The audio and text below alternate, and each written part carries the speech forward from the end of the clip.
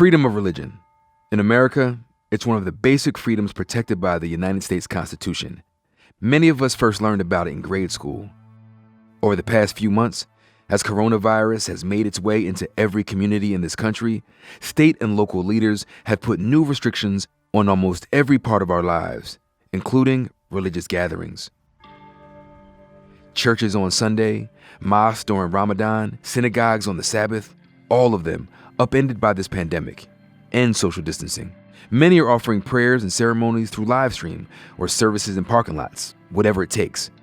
And even as the crowd restrictions are loosened, many places of worship are choosing to stay closed, at least for now. Some black pastors, for example, see how hard this virus is hitting their own communities and say, you know what, it's not time to get back together, not just yet. But the coronavirus has also unleashed new clashes of church and state. Despite the rules, after a revered rabbi in Brooklyn died of COVID-19, thousands of mourners jammed the streets for a public funeral in late April. In Williamsburg, police called to a large funeral of a rabbi tonight. Large crowds packing Bedford Avenue to mourn. Officers responding to disperse the crowds for their own safety. The city still has a long path towards some sort of normalcy. President Trump tried to order states to reopen houses of worship. The governors need to do the right thing and allow these very important, essential places of faith to open right now for this weekend. If they don't do it, I will override the governors. In America, we need more prayer, not less. And some churches have gone to court to push back. Man, the church is important. It's a place where I came and somebody took me by the hand or put their arm around the neck and they said, hey, we're praying for you. We love you. The church is the place of physical and moral and spiritual support.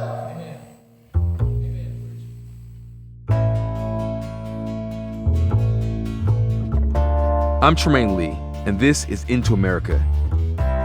Today, church and state and the clash over the Constitution during a national health emergency.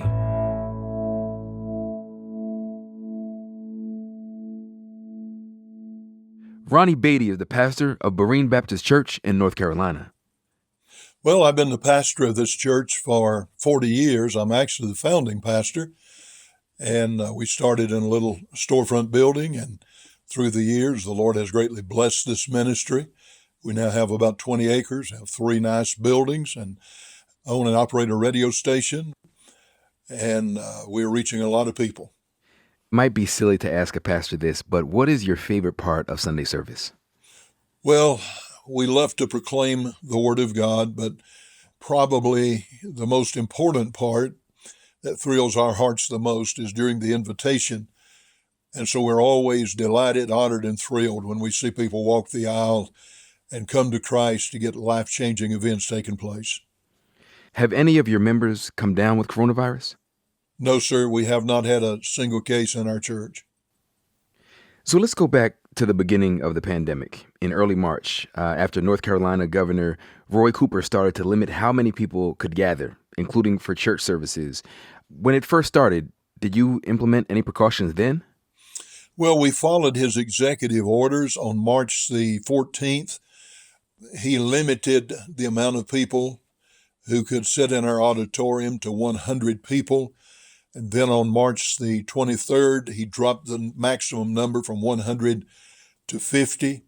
And then on March the 27th, he dropped the maximum number we could house in our building to 10. So after 6 or 8 weeks, we finally came to the place where enough is enough. Our First Amendment rights are being taken away from us. We need to do something about this. And so we pursued the cause.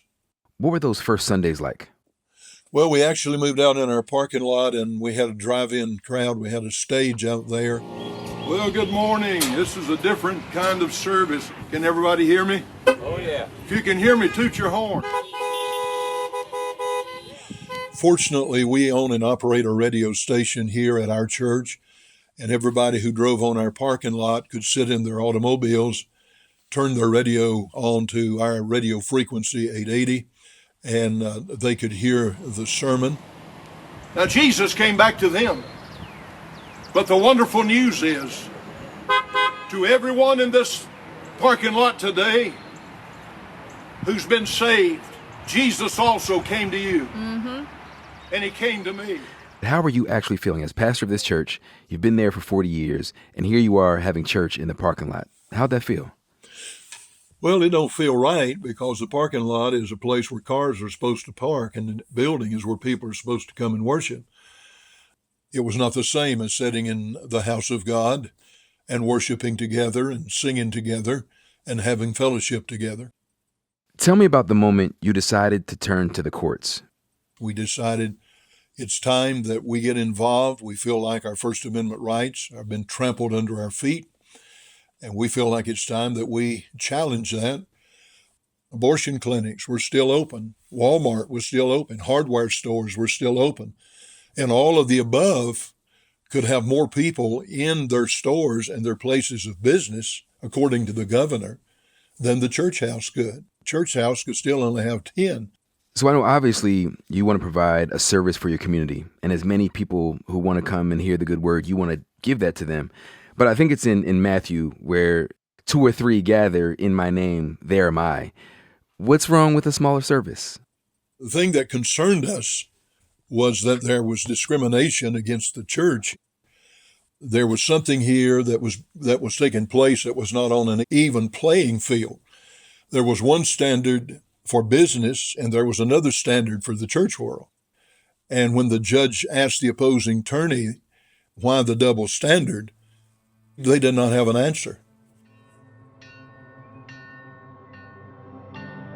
On May 14th, Pastor Beatty's church, along with the Second Baptist Church and a church-affiliated nonprofit organization, filed their lawsuit in North Carolina federal court, claiming the governor's order had violated their constitutional rights. And 2 days later, the judge ruled in favor of Pastor Beatty and the other parties to the lawsuit. In his decision, the judge wrote, quote, "There is no pandemic exception to the Constitution of the United States or the Free Exercise Clause of the First Amendment." The governor decided not to appeal, and so religious gatherings were now exempt from the statewide stay-at-home orders. Pastor Beatty no longer had limits on how many people could worship on Sunday. We were very grateful, we were very thankful, and we were very appreciative. I'm reminded of what the judge said down towards the close of the trial. He said, if somebody should ask me, why should I have a right to sit in a church and worship? He said, I would say because I'm an American. I'm free. I have a First Amendment right to do so. And he's exactly right.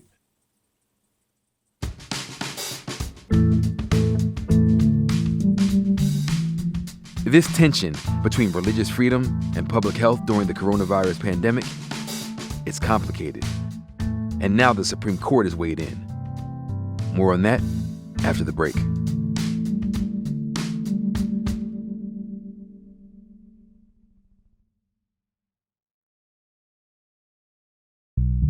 So in federal court in North Carolina in mid-May, it was a win for Pastor Ronnie Beatty and all houses of worship in the state. But since then, the Supreme Court has ruled in a case from California where the coronavirus was also testing the limits of religious restrictions. Like I said, it's complicated. So let's bring in NBC Justice correspondent Pete Williams. He knows just about everything about courts and the Constitution. What makes religion special? Well, it was a founding reason for founding the country. Our founding fathers were religious people, and it's the very first civil right in the very first amendment in the Bill of Rights. It says Congress should make no law respecting an establishment of religion or prohibiting the free exercise thereof. So those are two key phrases. Establishment means the use of government facilities for things like school prayer, holiday religious displays, the creche on the grounds of the state capitol, the 10 Commandments on public property. Free exercise is where the action is here in the pandemic, though. It's intended to prevent religious persecution. But does that mean that the government can never, under no circumstances or any circumstances, say anything about what houses of worship do? Like particularly in the case of a public health crisis like we find ourselves in now? No, like any right in the Bill of Rights, it just says it's a balancing act, and the government has to show that it has a strong need to do so. The states have broad authority when there's a public health crisis to shut down businesses, public places, private businesses, any place that people gather in order to stop the spread of disease, and churches are not exempt.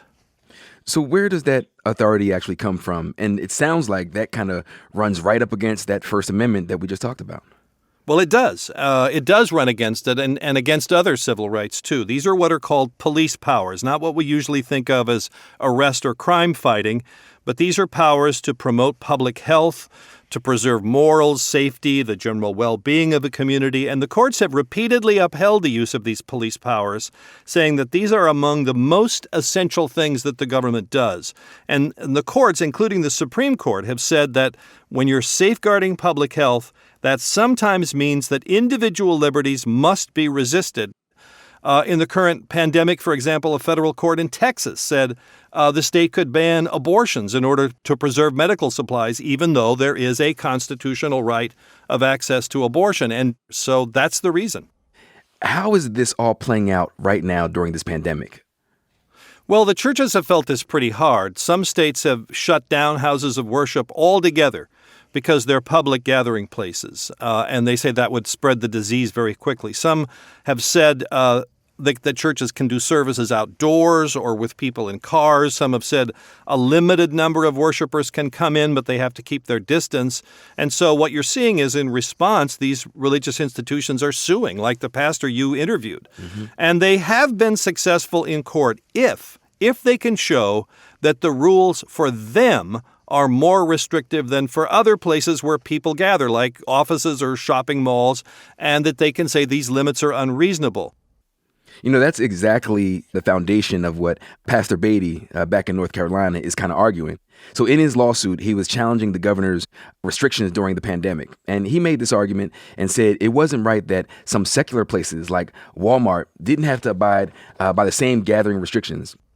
Some courts have said that houses of worship are not like liquor stores.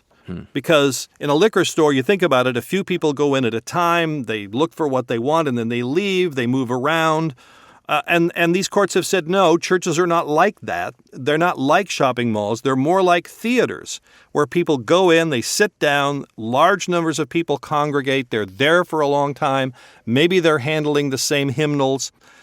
Remember, there have been cases where the virus was spread in churches. An Episcopal church here in Washington started one of the first cases here. It spread in that church. So that's been the key question. Is a church like a liquor store, or is it like a theater?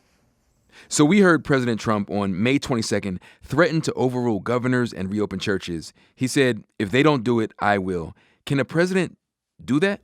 No, he can't. These are police powers, nearly all in the hands of the states. There are a few exceptions, like, for example, restricting travel into the U.S., but the Constitution makes it clear that these are not federal powers, so he can't order the states to do anything about churches or businesses.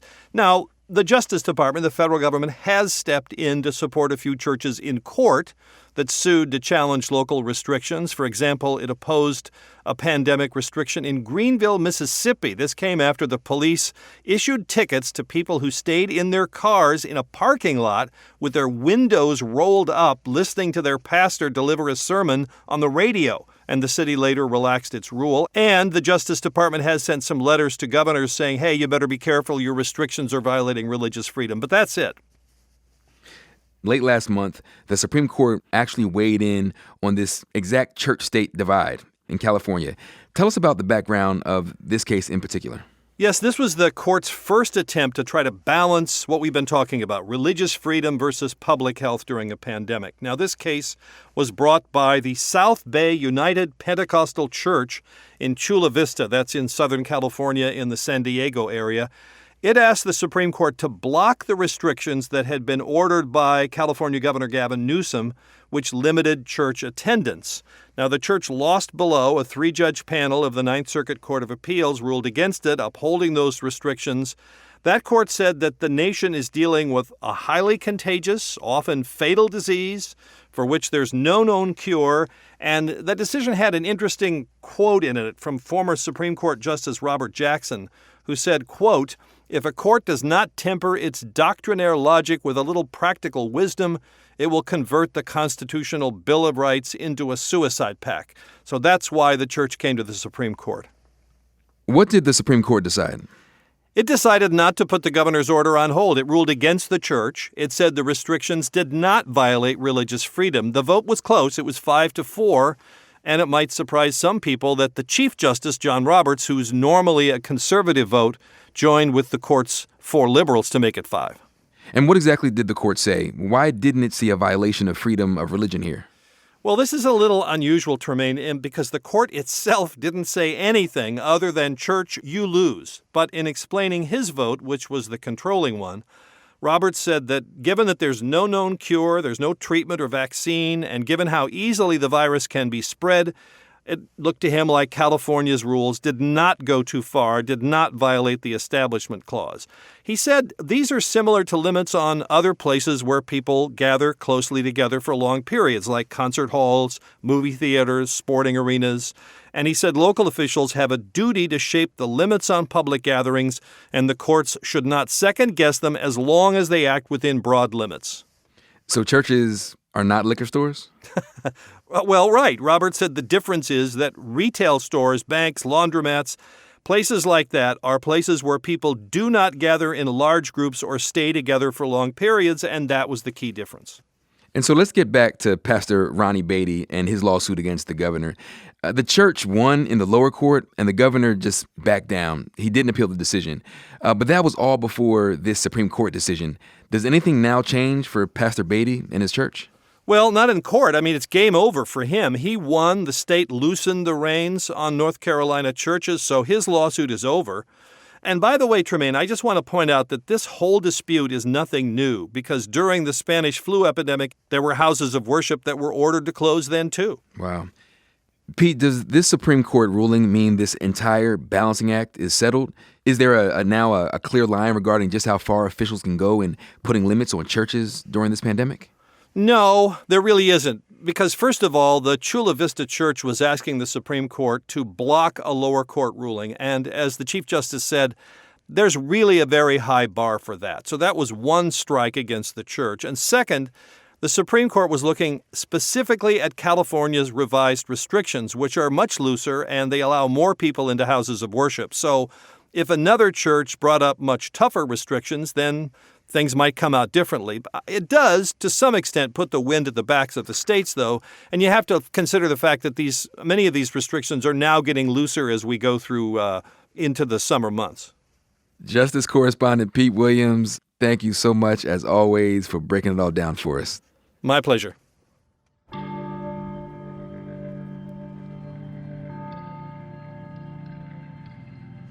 So, Pastor, now that your congregation is back in church, what precautions have you implemented? Well, when we come to the church building, we have someone holding the doors so that a group of people will not touch the doors at the same place. We have a nurse at the door with a thermometer at a distance who will check the fever of all of our people. We have hand sanitizers. We have masks available for the people if they choose to wear a mask.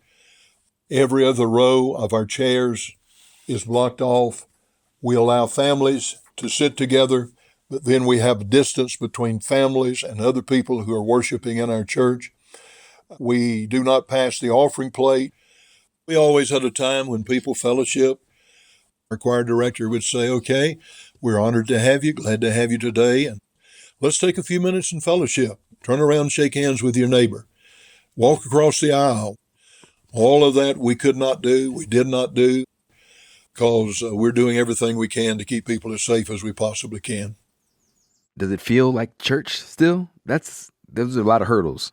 It feels like more church doing that than it does sitting in an automobile looking at people through a windshield. I bet. Is there a part of you that is concerned that someone might come to church, your church, and contract the coronavirus? Well, I feel the same way when I go shopping. And again, they don't have to come. We We welcome them with open arms if they choose to come, but we welcome them at a distance. It's tragic when anyone is in the hospital with any kind of disease or any kind of sickness. It's tragic when people have to say goodbye to their loved ones. I know what it is. I just buried my wife 12 months ago. She had dementia, and then she had cancer. I know what it is. I know what it is to mourn. I'm very familiar with it. But when there's a tragedy in our country and people are going through hard times, we need each other. We need each other's presence. We need each other's prayers. We need to hear from scriptures. Many times people come downcast and they become encouraged through the ministry of the Word of God. I've got brothers and sisters around me encouraging me, and together, even though it's difficult, we're going to make it. That is the one thing when I was coming up and going to church as a kid, I can always remember the pastor saying, turn to your neighbor and give him a hug. I can't imagine churches doing that now. Oh yeah, that's we do that, and we're glad to do it, want to do it, but we can't do it as of yet. But we're still glad to be there together, so much as is possible. That was Pastor Ronnie Beatty of the Berean Baptist Church in Winston-Salem, North Carolina. Into America is produced by Isabel Angel, Allison Bailey, Aaron Dalton, Max Jacobs, Barbara Rabb, Claire Ty, Aisha Turner, and Preeti Varathan. Original music by Hannes Brown. Our executive producer is Ellen Frankman. Steve Lichtai is executive producer of audio. I'm Tremaine Lee. We'll be back next week.